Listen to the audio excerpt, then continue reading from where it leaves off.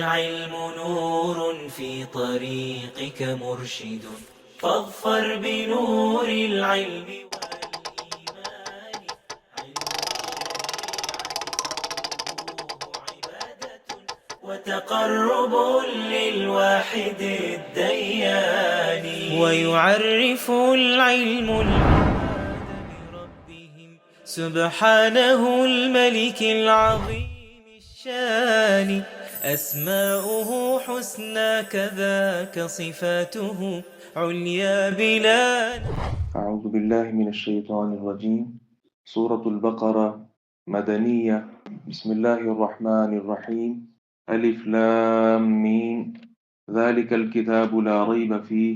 ذلك الكتاب یہ مکمل کتاب ہے، لا ریب فیہ جس میں کوئی شک نہیں، ھدی للمتقین بچنے والوں کے لیے سراسر ہدایت ہے، الذین یؤمنون بالغیب وہ لوگ جو غیب پر ایمان لاتے ہیں، وَيُقِيمُونَ الصَّلَاةَ اور نماز قائم کرتے ہیں، وَمِمَّا رَزَقْنَاهُمْ اور اس میں سے جو ہم نے انہیں دیا، يُنْفِقُونَ خرچ کرتے ہیں، وَالَّذِينَ يُؤْمِنُونَ بِمَا أُنزِلَ إِلَيْكَ اور وہ جو اس پر ایمان لاتے ہیں جو آپ کی طرف اتارا گیا، وَمَا أُنزِلَ مِن قَبْلِكَ اور اس پر بھی جو آپ سے پہلے اتارا گیا، وَبِالْآخِرَةِ هُمْ يُوقِنُونَ اور آخرت پر وہی یقین رکھتے ہیں، اولئک علی ھدی من ربہم یہ لوگ اپنے رب کی طرف سے بڑی ہدایت پر ہیں، واولئک ھم المفلحون اور یہی لوگ پوری طرح کامیاب ہیں۔ قرآن مجید کی 7 صورتیں ایسی ہیں جن کی اہمیت کے پیش نظر رسول اللہ صلی اللہ علیہ وسلم نے فرمایا من اخذ السبع الاول فهو حبر جس نے یہ پہلی 7 صورتیں حاصل کر لیں وہ بہت بڑا عالم بن گیا۔ تو سورۃ البقرہ بھی ان 7 صورتوں میں شامل ہے، لہذا اس کا مفہوم تفسیر اچھے انداز سے اگر کوئی آدمی سمجھ جائے تو پیغمبر علیہ الصلوۃ والسلام کی بقول آپ کے بقول وہ بہت بڑا عالم دین بن سکتا ہے۔ یہ سورہ مبارکہ بہت سے مواعظ، احکام اور قصص پر مشتمل ہے۔ رسول اللہ صلی اللہ علیہ وسلم نے اسے سنام القرآن، قرآن کی کوہان بھی قرار دیا ہے۔ البقرہ جو ہے یہ عربی زبان میں گائے کو کہا جاتا ہے، تو آپ جانتے ہیں اس میں چونکہ گائے والوں کا ایک قصہ موجود ہے جس کی مناسبت سے اس سورہ مبارکہ کا نام وہ سورۃ البقرہ ہے۔ پھر سورۃ البقرہ کی اہمیت اس قدر زیادہ ہے، رسول اللہ صلی اللہ علیہ وسلم نے فرمایا لا تجعلوا بیوتکم مقابر اپنے گھروں کو قبرستان نہ بناؤ، سورۃ البقرہ کی تلاوت کیا کرو، کیونکہ جس گھر میں سورۃ البقرہ کی تلاوت کی جائے وہاں سے شیطان بھاگتا ہے۔ اور آپ نے یہاں تک فرمایا ان اخذها برکہ وترکها حسرہ لا يستطيعها البطل سورۃ البقرہ کو پڑھنا، اسے پکڑنا، پڑھنا اور اس پر عمل کرنا یہ ساری چیزیں اس میں شامل ہیں۔ آپ نے فرمایا یہ باعث برکت ہے، اور سورۃ البقرہ سے لا تعلقی کا اظہار یہ باعث حسرت، افسوس اور ندامت ہے۔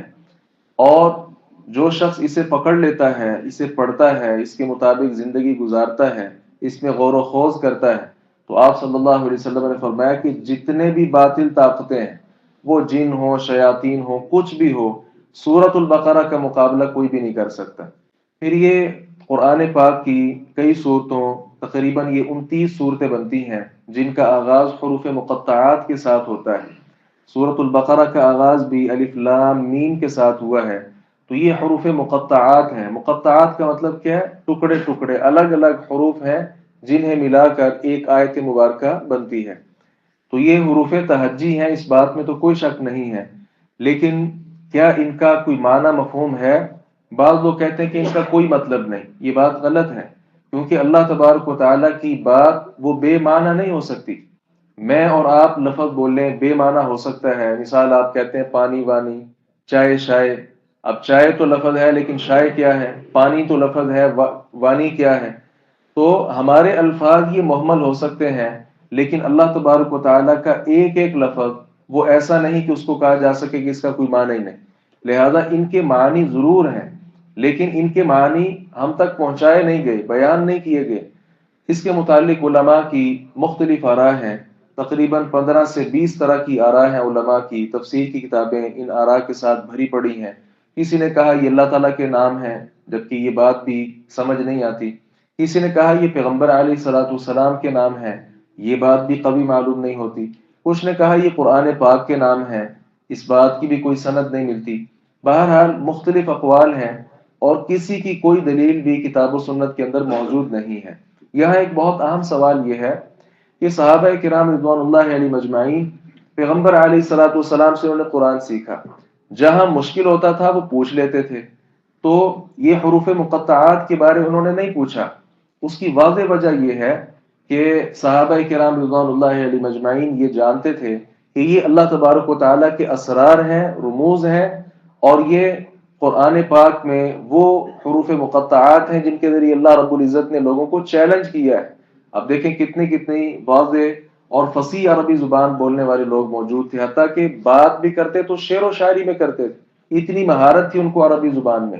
لیکن یہ چند الفاظ کے ساتھ ملا ہوا ایک چھوٹی سی آیت کا مجموعہ، اس کا معنی اور مفہوم یہ لوگ نہ بیان کر سکے اور نہ اس طرح کے حروف وہ بنا سکے. تو صحابہ کرام رضوان اللہ علیہ مجمعین کے جو سوالات ہوتے تھے وہ بے تکے نہیں ہوتے تھے.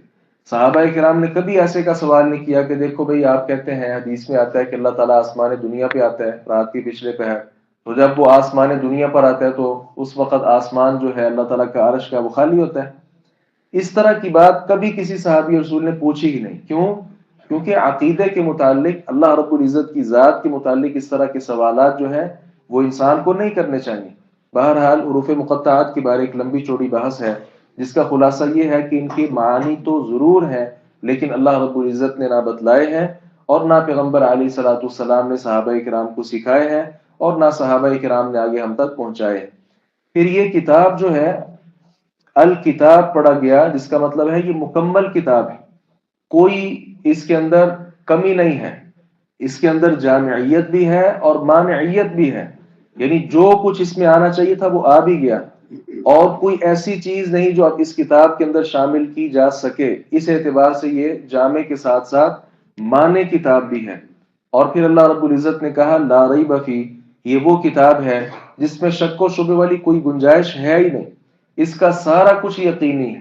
ایک تو یہ جو کچھ اس میں کہا گیا وہ یقینی ہے، اور دوسرا تنزیل الکتاب لا ریب فیہ من رب العالمین، اس کتاب کا اللہ رب العزت کی طرف سے نازل ہونا اس میں بھی کوئی شک و شبہ نہیں. گویا دو قسم کے شک و شبوں سے یہ کتاب خالی. ایک تو اس میں کسی طرح کا کوئی شک نہیں پوری کتاب میں جتنے احکام بیان کیے گئے، اور دوسرے نمبر پر اس کتاب کا رب العالمین کی طرف سے نازل ہونا اس بات میں بھی کوئی شک نہیں ہے. دیگر کتابیں آپ جانتے ہیں شکوک و شبہات کے ساتھ بھری پڑی ہیں، آج مؤلف کچھ اور کہتے ہیں، اگلے ایڈیشن میں کوئی اور بات کر رہے ہیں، لیکن اللہ تبارک و تعالیٰ کی یہ کتاب ہر اعتبار سے وہ کامل ہے. پھر اللہ رب العزت نے فرمایا ھدی للمتقین، یہ کتاب متقی لوگوں کے لیے سراسر ہدایت ہے. ہدایت جو ہے اس کے دو معنی ہوتے ہیں، ایک مطلب ہوتا ہے راستہ دکھانا. اس اعتبار سے قرآن پاک صرف متقین کے لیے ہدایت نہیں بلکہ تمام لوگوں کے لیے ہدایت ہے. جس طرح کہ اللہ رب العزت نے سورۃ آل عمران میں فرمایا ھدی للناس، یہ کتاب سارے لوگوں کے لیے ہدایت ہے. تو رستہ دکھانے کے اعتبار سے یہ کتاب سارے لوگوں کے لیے ہدایت ہے. اور دوسرا معنی ہوتا ہے کہ راستہ دکھا کر منزل تک پہنچا دینا. اس اعتبار سے یہ کتاب سارے لوگوں کے لیے ہدایت نہیں بلکہ متقی لوگوں کے لیے ہدایت ہے. متقی لوگ کون سے ہیں؟ متقی یہ تقوی وقایہ سے ہے جس کا معنی ہوتا ہے بچنا، پرہیز کرنا. اللہ رب العزت نے جن کاموں سے روکا ہے ان سے رک جانا، بچ جانا، اس کو تقوی کہتے ہیں. ان کی صفات اللہ رب العزت نے آگے بیان کی ہیں. پہلی صفت کیا ہے؟ ایمان بالغیب، بن دیکھے ایمان رکھتے ہیں. اب دیکھیں اللہ رب العزت پر ایمان، فرشتوں پر ایمان، کتابوں پر ایمان، رسولوں پر، آخرت کے دن پر، اچھی بری تقدیر پر ایمان. ایمان کی یہ 6 ارکان ہیں. اب یہ 6 کے 6 ارکان آپ اگر ان پہ غور کریں تو ہم میں سے کسی نے ان کو نہیں دیکھا، نہ اللہ کو کسی نے دیکھا، نہ آسمانی کتابیں اترتے ہم نے کسی کو دیکھا، اور نہ اسی طرح ملائکہ کو ہم نے دیکھا، آخرت کا دن بھی ابھی ہم نے نہیں دیکھا. تو یہ ساری وہ چیزیں ہیں جن پر بن دیکھے ایمان رکھنا یہ متقی لوگوں کی صفات ہیں. تو یہ بڑا زبردست اللہ رب العزت کے ساتھ تعلق ہے کہ انسان کو اللہ تعالیٰ جو کہہ دے تو انسان اس پر ایمان لے آئے. سبحان اللہ، یہ بہت زبردست چیز ہے. اگر آپ زندگی سے ایمان بالغیب نکال دیں تو قرآن پاک پر عمل ممکن ہی نہیں ہے. کیوں؟ اگر کوئی کہے کہ میں دیکھو اللہ تعالیٰ کو کون سا میں نے دیکھا تو اللہ پر میں ایمان رکھوں، تو وہ انسان نہ ملائکہ پر ایمان لائے گا، نہ فرشتوں پر، نہ کتابوں پر، حتیٰ کہ وہ قرآن پاک سے بھی منکر ہو جائے گا، کیونکہ اسے پتہ ہی نہیں کتاب کس کی ہے۔ اس لیے ایمان بالغیب جو ہے یہ بہرحال ضروری ہے۔ دوسرے نمبر پر اقامت صلاح، نماز کا قیام۔ نماز کے قیام میں یہ نہیں ہے کہ نماز پڑھنا، بلکہ دو چیزیں اس کے اندر مراد ہیں۔ ایک ہے نماز کے قیام سے مراد کہ پیغمبر علیہ الصلوۃ والسلام کے طریقے کے مطابق اس کو پڑھنا، اور دوسرا مطلب کیا ہے کہ اس پر قائم دائم رہنا، نماز پر قائم دائم رہنا۔ یہ نہیں 3 پڑھ لی، کبھی 4 پڑھ لی، کبھی 1 نماز پڑھ لی، نہیں، بلکہ ہمیشہ نماز کے ساتھ تعلق رکھنا، یہ وَيُقِيمُونَ الصَّلَاةَ میں شامل ہے۔ اسی طرح جماعت کا اہتمام کرنا، یہ بھی اقامت صلاح میں شامل ہے۔ حتیٰ کہ رسول اللہ صلی اللہ علیہ وسلم نے فرمایا کہ کوئی 3 آدمی بھی اگر کسی جگہ پر ہوں اور پھر بھی وہ باجماعت نماز کا اہتمام نہ کرے تو آپ صلی اللہ علیہ وسلم نے فرمایا شیطان ان پر غالب آ جاتا ہے۔ اس لیے باجماعت نماز ادا کرنا، مسجد میں آ کر جماعت میں شامل ہونا، یہ بھی اقامت صلاح میں شامل ہے۔ یہ نہیں کہ ہر کوئی گھر میں نماز پڑھ لے، گھر میں نماز پڑھنے کی اجازت بلا عذر رسول اللہ صلی اللہ علیہ وسلم نے نہیں دی، بلکہ آپ نے فرمایا کہ بغیر عذر کے جو گھر میں نماز پڑھے گا فلا صلاۃ لہ، سنن ابن ماجہ کی روایت، آپ نے فرمایا اس کی کوئی نماز نہیں۔ اسی طرح ایک وصف یہ ہے متقی لوگوں کا کہ وَمِمَّا رَزَقْنَاهُمْ يُنْفِقُونَ، ہم نے جو کچھ ان کو دیا ہے سارا نہیں، اس میں سے کچھ وہ خرچ کرتے ہیں۔ اب اس میں مالی خرچ بھی آ گیا، اس میں زکوٰۃ جو ہے فرضی زکوٰۃ وہ بھی شامل ہے، نفلی جو صدقہ ہے وہ بھی شامل ہے، اور صرف یہی نہیں بلکہ مال کے ساتھ اولاد بھی ہے، علم بھی ہے، عقل بھی ہے، قوت بھی ہے، صلاحیت بھی ہے۔ اللہ رب العزت نے جتنی نعمتیں عطا کی ہیں ان ساری نعمتوں میں سے کچھ نہ کچھ اللہ رب العزت کے راستے میں خرچ کرنا، اللہ رب العزت نے کہا یہ متقی لوگوں کا وصف ہے۔ اسی طرح متقی لوگوں کا ایک وصف یہ ہے کہ وہ پیغمبر علیہ السلام پر جو کچھ نازل ہوا اس پر ایمان رکھتے ہیں۔ دیکھیں قرآن پر صرف ایمان نہیں ہے بلکہ جو کچھ نازل ہوا پیغمبر علیہ الصلوۃ والسلام پہ قرآن بھی نازل ہوا ہے اور احادیث مبارکہ بھی نازل ہوئی ہیں۔ وَأَنزَلَ اللَّهُ عَلَيْكَ الْكِتَابَ وَالْحِكْمَةَ، اللہ رب العزت نے کہا کہ ہم نے آپ پہ کتاب بھی نازل کی ہے اور حکمت بھی نازل کی ہے۔ تو جو شخص منکر حدیث ہے وہ در حقیقت منکر قرآن بھی ہے، تو وہ اہل ایمان کی جو صفات ہیں متقی لوگوں کی یہ اس کے اندر جمع تو نہیں ہو سکی۔ اللہ کل حال متقی لوگ کون سے ہوتے ہیں؟ جو قرآن پر بھی ایمان رکھتے ہیں اور احادیث مبارکہ پر بھی۔ یہیں پر بس نہیں کہا وما انزل من قبل، آپ سے پہلے بھی جو کچھ اتارا گیا ہمارا اس پر بھی ایمان ہونا چاہیے، تورات پر، زبور پر، حتیٰ کہ جو صحیفے نازل ہوئے انبیاء کرام علیہ السلام پر، ان پر بھی ایمان رکھنا یہ متقی لوگوں کی صفات میں شامل ہے۔ اور اسی طرح آخری وصف اللہ رب العزت نے متقی لوگوں کا جو بیان فرمایا وہ ہے وبالآخرۃ ہم یوقنون، آخرت پر یہی یقین رکھنے والے ہیں۔ یاد رکھیں آخرت پر جو یقین ہے یہ صرف اور صرف اللہ رب العزت نے جو مسلمان ہیں اہل ایمان یہ صرف ان کو نصیب کیا ہے، وگرنہ یہود و نصارہ جو ہیں ان کا نظریہ آخرت کے معاملے میں کلیئر ہی نہیں ہے۔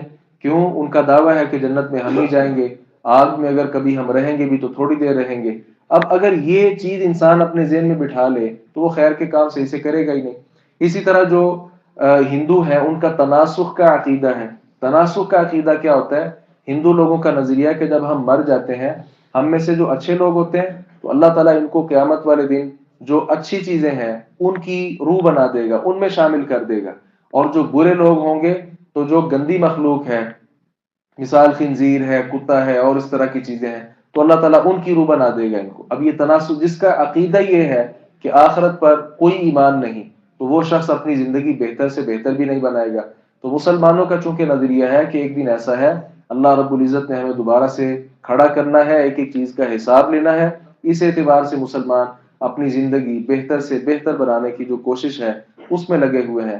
تو اللہ رب العزت نے فرمایا یہ جو لوگ ہیں متقی لوگ جن کے اندر یہ صفات پائی جاتی ہیں ہدایت پر یہی ہیں، ان کے علاوہ کوئی اور ہدایت پر نہیں ہے، اور یہی لوگ چونکہ ہدایت پر یہ ہے تو کامیابی بھی ان کے پاس ہے۔ ان کے علاوہ وہ یہود و نصارہ ہوں، ہندو ہوں یا کوئی اور ہوں، کامیابی ان کے پاس نہیں ہے۔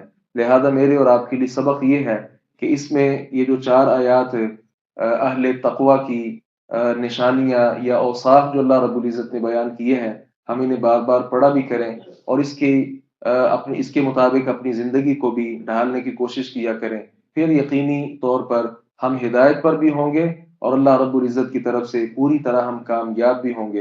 اللہ تعالیٰ سے دعا ہے باری تعالیٰ حق بات کو سمجھنے اور اس پر عمل پیرا ہونے کی توفیق عطا فرمائے۔